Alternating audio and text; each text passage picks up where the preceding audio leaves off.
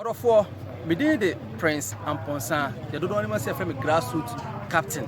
Abusuya say oko YouTube channel no so a mesra say grassroots TV kai na subscribe, share na comment. Orofo me da wase say oko YouTube channel so obe follow grassroots TV me da wase.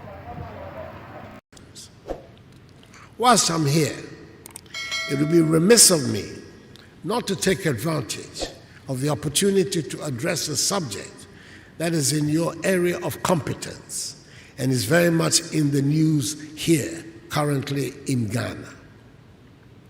We have embarked on the construction of a national cathedral, which we hope would fill a missing link in our nation's spiritual architecture by providing a formal space for the religious activities of the state. Designed by the iconic Ghanaian global architect, David Addo, who designed the National Museum of African American History and Culture Museum in Washington, D.C., capital of the United States of America. Our national cathedral will provide an interdenominational space for worship and will attempt to serve God at the center of our nation-building efforts, providing an official venue of worship for state occasions in a nation that is predominantly Christian, that is a nation where more than 70% of the people are self-confessed Christians. It will also serve as a fulcrum for propagating the Christian faith, unifying the Christian community, and serve as a tribute to religious liberty. But more importantly, it will serve as our collective thanksgiving to the Almighty for the blessings He has bestowed on us, on our nation, sparing us the ravages of civil war that have bedeviled the histories of virtually all our neighbors and the outbreak of mass epidemics. Just as building the Temple of Solomon was an epoch-making event not only in Israel, but also in the whole world, we believe the building of the National Cathedral is an epochal event not only in Ghana, but also in the rest of Africa. Thus, although the National Cathedral was envisaged for Ghana, we have included elements to make it relevant to the African Church. The design, described as, and quote, an architectural expression of African Christianity, unquote, captures the moment when Christianity became a significant force on Africa's cultural landscape. David Addo, whose current major work, the construction of the Abrahamic House in the United Arab Emirates, UAE, is scheduled to be commissioned by His Holiness Pope Francis by the end of this year, says the Ghana National Cathedral is being developed as a home for African Christianity.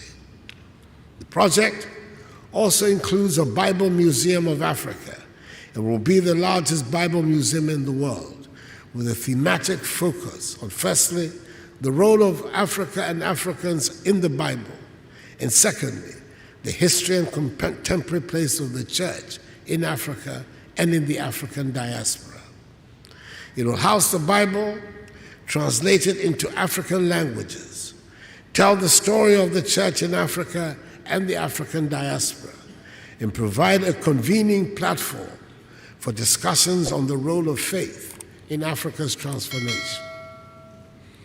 There will also be the Biblical Gardens of Africa, which include the trees, shrubs, and flowers of the Bible, and serve as a major resource for Christians all over the African continent.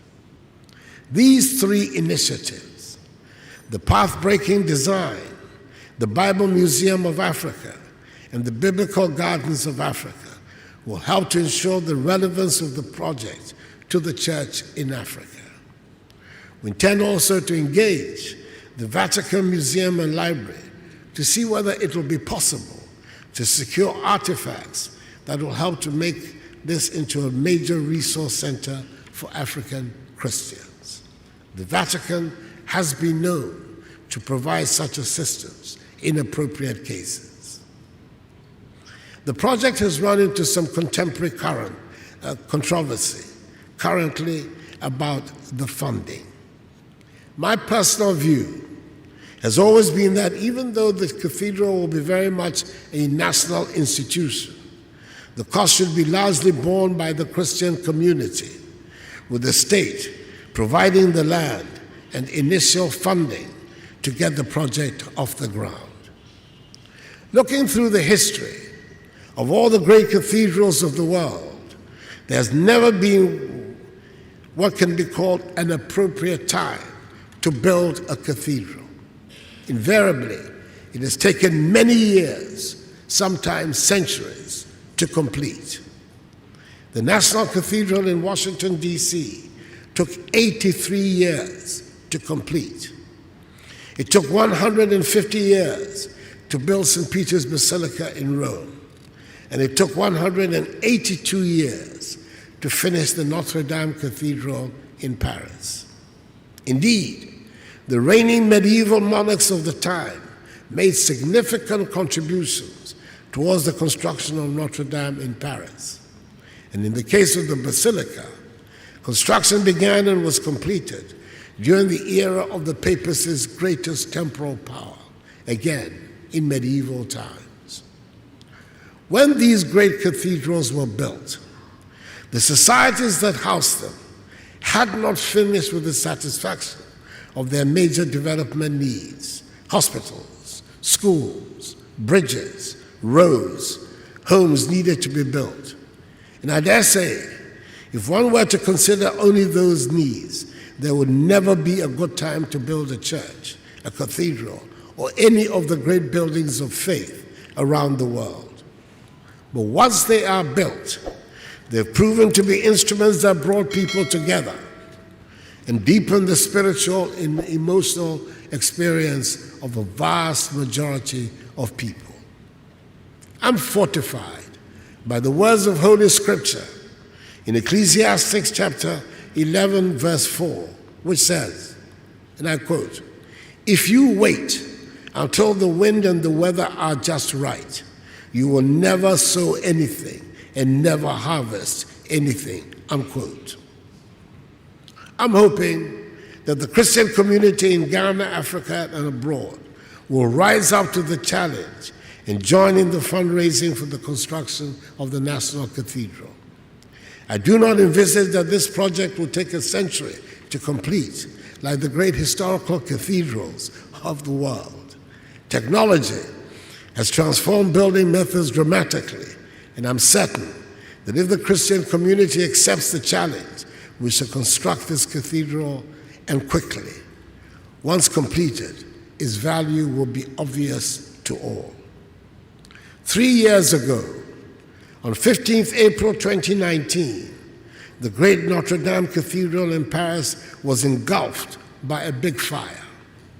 The next morning, the French president, His Excellency Emmanuel Macron, stood by the devastated monument and said, and I quote, "Notre Dame is our history, our literature, part of our psyche, the place of all our great events, our epidemics, our wars, our liberations, the epicenter of our lives," unquote.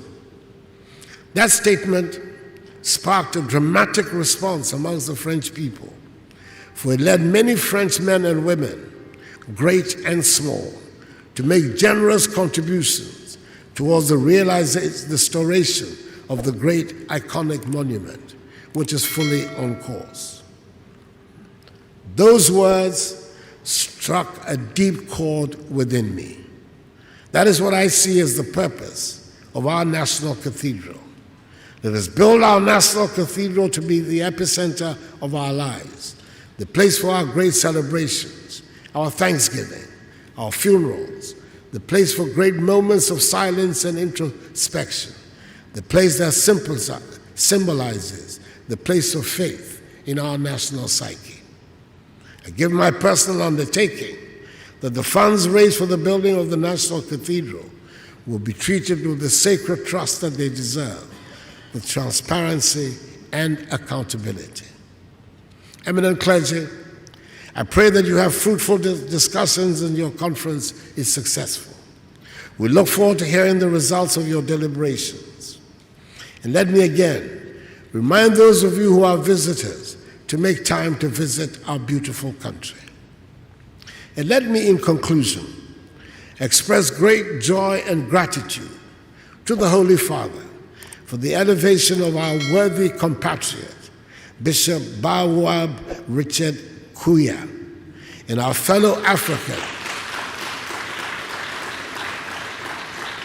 Bishop Okpalike of Nigeria, to the enviable status of cardinals of the Catholic Church.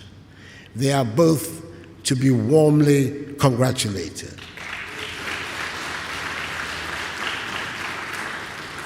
I had the great pleasure and privilege to be part of the government delegation in October 2003 as then Minister for Foreign Affairs that accompanied Bishop Peter Turkson to Rome when he was elevated by Pope John II, John Paul II, to the status of cardinal.